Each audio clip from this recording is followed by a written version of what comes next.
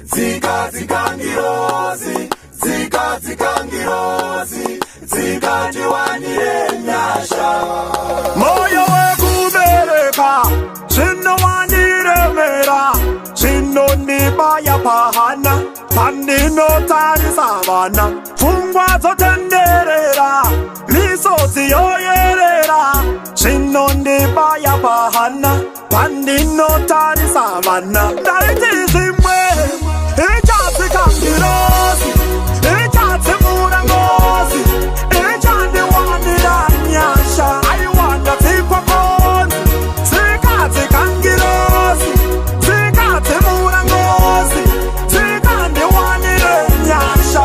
I wanda zikwa konzi, ndatenderera, osikidi ndafamba mama era, ndateketera, ndatsika kunyangwe panoyera.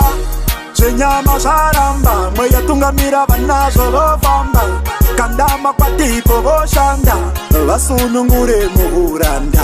Uona mutiza musha, tande musangwanza kuna kusiri kufa, mupira musango here, senge masina musha. Dariti zimwe, ijati kangirozi, ijati murangozi, ijati wanira nyasha. I wanda zikwa konzi, zikati kangirozi, zikati murangozi, zikati wanire nyasha. I wanda zikwa konzi. Namo yangu ndeye kubereka vana vandisisawone, vango vafararira nenyika hanzi yatinga zvigone.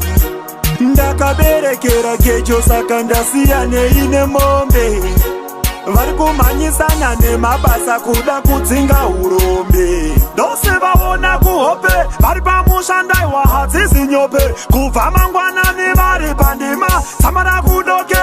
Ndariti zvimwe, ijati kangirozi, ijati murangozi, ijandi wanira nyasha.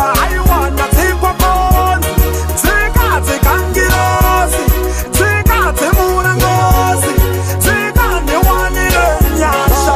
I wanda zikwa konzi, Zika zikangirozi.